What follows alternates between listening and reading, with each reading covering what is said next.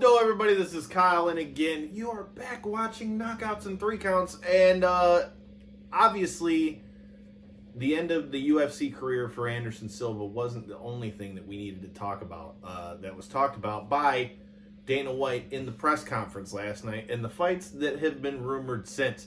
Cory was being a good student and had us, a nice little couple things to get with. Ooh. So, hot points. First of all,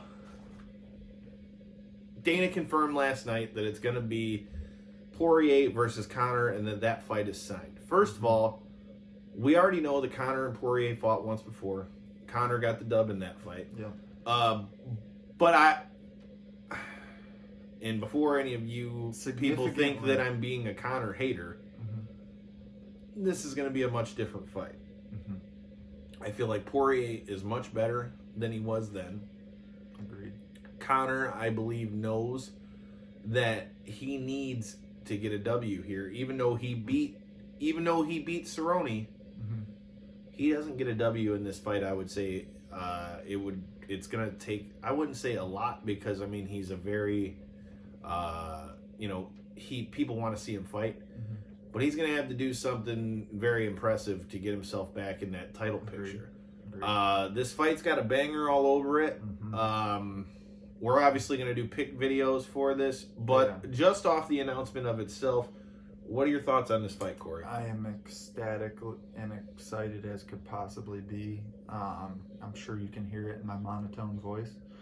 I'm so excited. That being said, though, Dustin, if you guys were one of the lucky ones to catch the last week's live show before it had to be taken down. Thank you, WWE. But that being said, I made the point of one of my favorite walkout songs ever because he is currently holding the spot of favorite fighter in the UFC, Dustin the Diamond Porier. He's such a stand-up guy. You can't fault the guy in any way. He runs his foundation charity outside of his fighting. He's always pushing that to the forefront. He's an incredible father. If you follow him on any of his socials, he's what you would hope a prize fighter would be out of the cage. And that being said, who better to get their chance at redemption in a red panty night than the Diamond himself? I love the fight, man.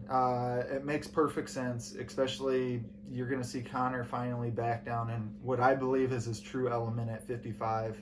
He's too big for 145 for any. Oh, absolutely. And that goes back to what you were saying with it being a completely different fight. This fight originally took place at 45. This is when they were both way earlier in their career and still fighting at 45. Both of them have put on significant size since then. Both of them have improved tremendously on their skills. This is going to be an incredible fight. I can't wait to see what version of each other they pull out of each other. It's going to be a great fight. I really believe so. Do you think this fight determines who's going to be the next #1 contender? Well, that kind of goes back to one of my other nice little study points there that Dana confirmed. Before we get to that, though. Well, I feel like that is a very big point to make when we're talking about this fight because everybody, when Khabib retired last week, and I don't put the air quotes up there, Dana put the air quotes up there for me, essentially. I think he was actually retired, but the way Dana's coming out and saying now, he's came out and said that 55 is not a vacant title, Khabib is still the title holder, and B, that he thinks Khabib is going to come back and go for 30-0, which I'm actually surprised by. But the reason why I feel like that needs to be brought up now is because everybody and their brother was saying if they're not going to do a tournament, which the UFC has no history of doing. Yes, they do, but very early. Long. I was going to say, they have a very long history of tournaments. Long time ago. But they have a very limited history in tournaments in modern era MMA. But everybody and their brother was saying if they're not going to do a tournament, this was going to be the title fight. And because the belt's not vacant, this is no longer a title fight. It's a #1 contender fight, or even a semifinal situation. I don't know. I'm surprised, honestly. I thought that the retirement seems pretty sincere. And I mean, But- Khabib doesn't strike me as somebody that just says anything. Mm-hmm. Now, obviously, could he have been caught up in the moment with that being his first fight since the loss of his father? Mm-hmm. And against a guy like Justin Gaethje, and on the platform that it was, could he have said that out of emotion? Sure, but I too thought Khabib's done. Khabib didn't strike me as somebody who will come back. Dana seems very adamant that he's going to come back. That still has been yet to be determined. He still claims that the fight, or that the 155 title isn't vacant. At this point, assuming that Khabib is going to come back, then Do you think he will? Gun to the head. Is Khabib coming back?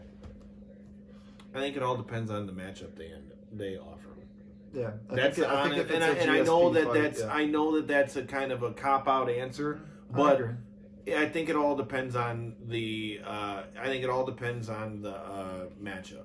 I think obviously, like you mentioned, if he fights GSP, that would be a fight that would bring him back. I could also see a fight again. There's 3 fights that make sense to me. If he's going to come back, I think it's going to be one of these 3 fights. Obviously, we've already named Khabib versus GSP. Mm-hmm. Because of the hatred that he had for him, I could see Conor getting that fight if he beats Dustin. Completely disagreed, but... And I think thirdly, and the one that everybody's always wanted to see that I think should happen, although after the way he lost to Justin Gaethje, I think it would do some doing. That's Tony. It'd be Tony. But at this point, it's hard to say that would be the fight would happen, because if Khabib is going to come back and he's holding on to the title, no disrespect to Tony, but I just don't think he's the next one that fights for the title. Not the way that he lost to Gaethje, dude. Now, that being said, there's been multiple rumors that the next fight for Tony is going to be him versus Chandler. If he was to come out and get a submission finish in the second round. Okay, so how about this then? So then, if Tony beats Chandler and Conor beats Porier, or vice versa, okay, have them fight, and then the winner of them fights Khabib. Okay, that I can see. That makes sense. But then you're basically doing a tournament with a single top champ. I mean, that's a title eliminator. A lot of places do. Boxing does that all the time without a tournament format. That's just a title eliminator to me. I mean, boxing does that all the time without the tournament concept. I get what you're saying, but I don't think you can quite call it a tournament, especially with the way it's going to be drawn out. But that being said, there is a tournament that's coming to you on November 11th.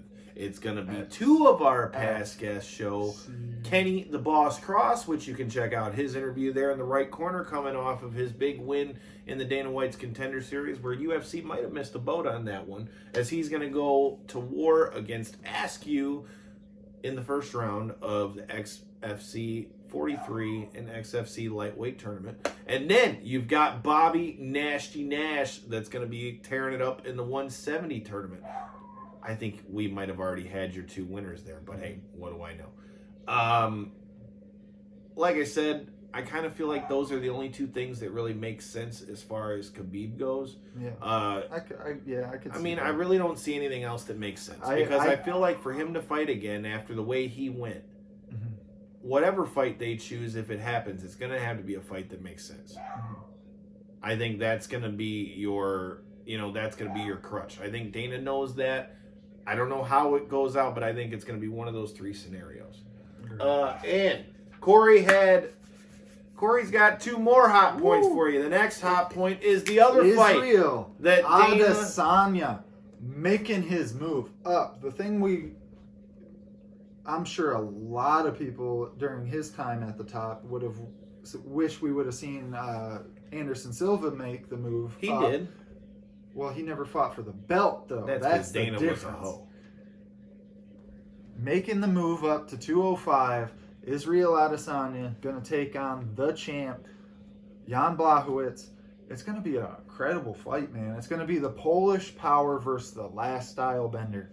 It's going to be, I'm How much do you think the size difference is going to play on that fight? All right. Jan is going to be able to bear fucking ragdoll Israel Adesanya. You really honestly think that? Because I don't think Jan. I think in strength. I'm saying I think in strength Israel's wise. too quick. I'm not saying he'll be able to get a hold of him, but I'm just saying this is a very dangerous fight for Israel because if Adesanya does get caught, Polish power's no joke. You seen? I mean, I was going hard for my boy Dominic Reyes in that fight, but that being said, COVID shut everybody up. There was no argument you could possibly make for Dominic Reyes, and I was as high on Dominic Reyes as you could have been off of the fight with John Jones. Dude, Blachowicz shut everybody up. This fight is very interesting, purely based off the style matchup alone.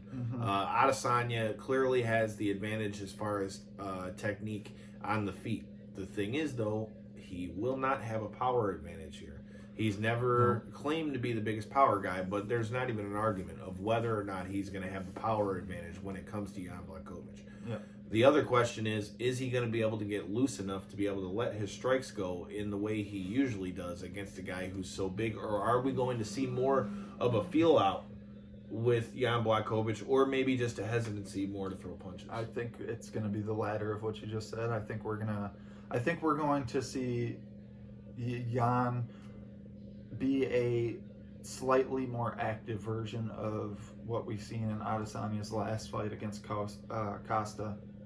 I think it was. I think it's going to be the same type of thing where it's going to be a heavy power striker that is almost nervous because Israel, like he always says, precision beats power. Yeah, bro. He says it all the time, and you can tell he's a guy who.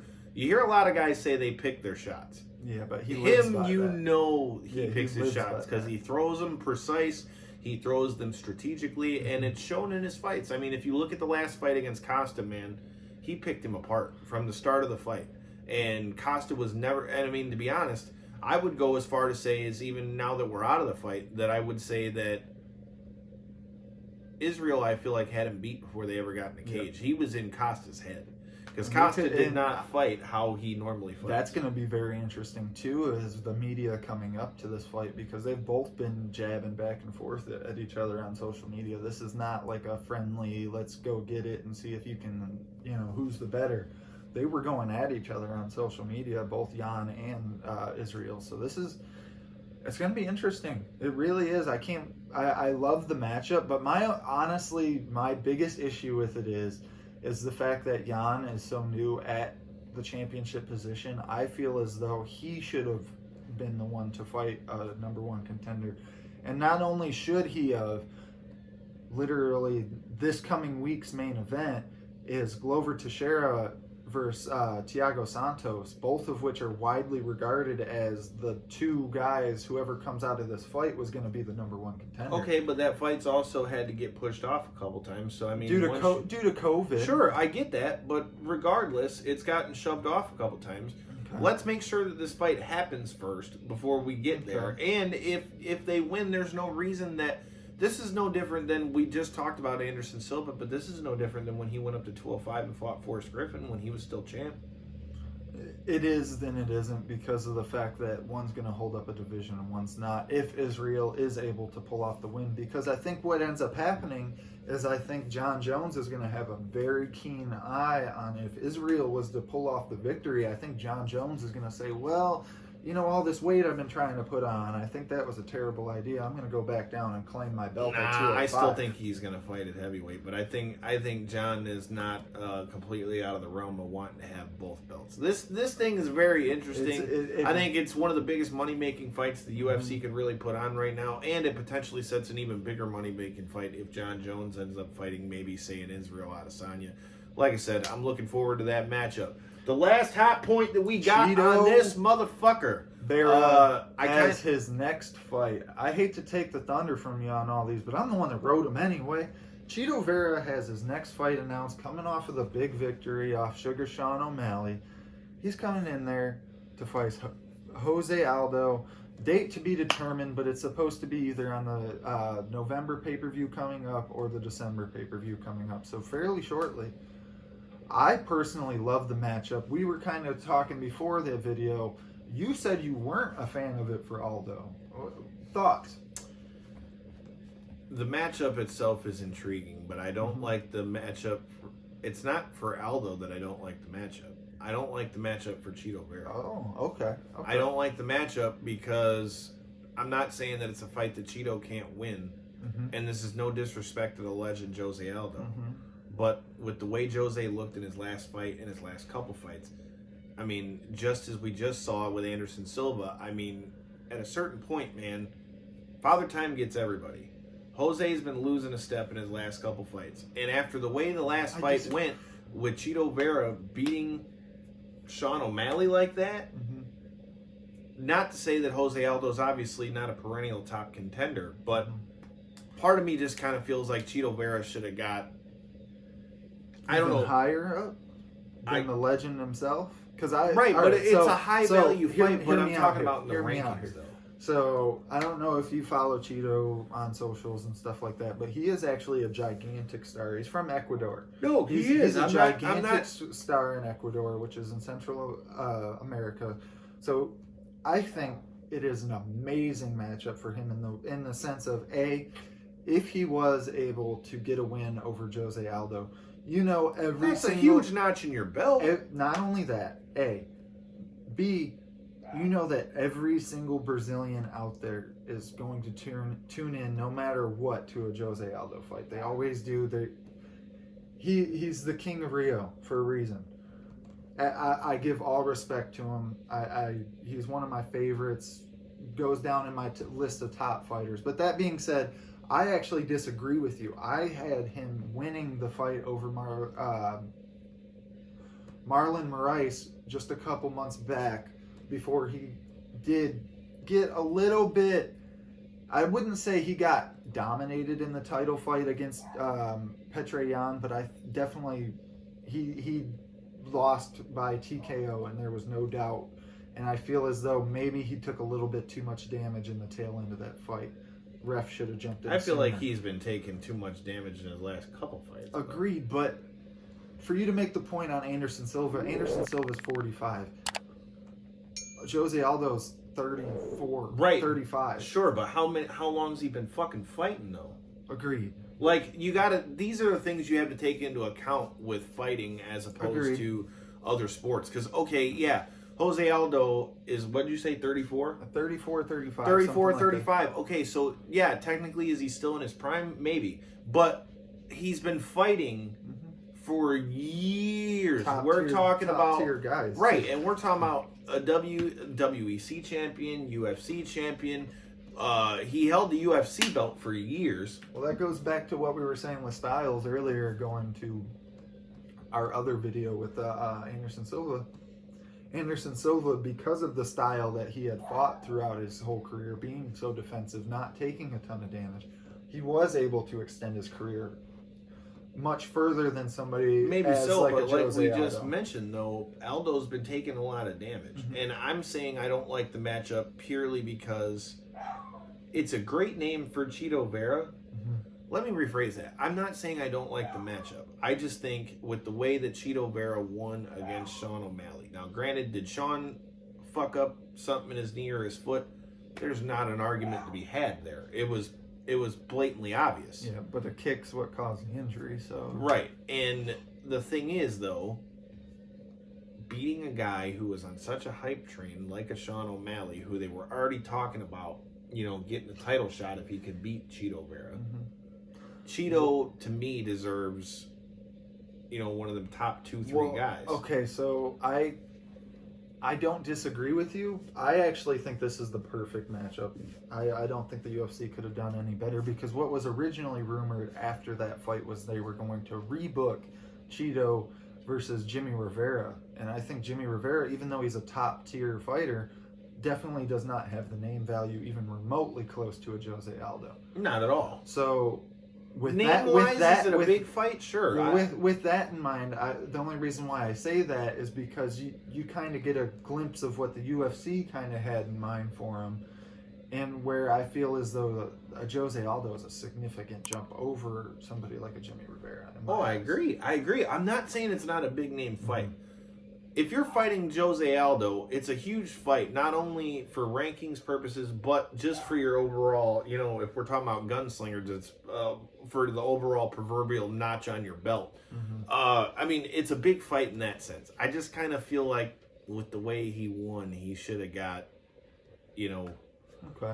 See, my only then argument again, would but then be, again, no. I mean, you can't say that Jose Aldo's not a perennial top contender. my only argument would be kind of the opposite of yours, because like I said, I truly do love the matchup. I just feel as though this would be a great event for a main event of a fight night compared to just being a supplement to a pay-per-view. I agree with that. I could see that being a UFC fight night.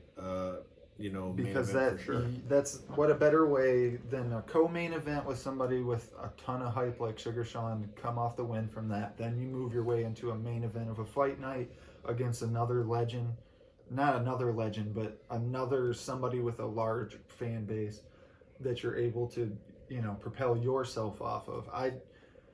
I still love the matchup, but I would have loved to see it go 5. Hey man, either way, it's a matchup that we're looking forward to see. There's a lot of matchups that are going to be good coming here, both from the world of MMA, boxing, and pro wrestling for that matter. There's a lot of big things coming up. Like I said, make sure you stay tuned at KO3C Pod on Twitter, at KO3C Pod on Instagram, and if you haven't done so already, as you saw in the beginning of the video, there it is again. Hit that subscribe button. And until next time, and in between time, make sure you hit us up on your social medias. Let us know what the hell you think. We're always running our mouths, whether it's me at Detroit Knockout, Fight Fan from the 313, or at on Twitter. Only Pod. Twitter. Everything else is junk nowadays. Cory's lazy. But like I said, make sure you let us know. We ain't scared. All you Twitter finger motherfuckers, bring it on. Get at it. Get at it, son. And until next time.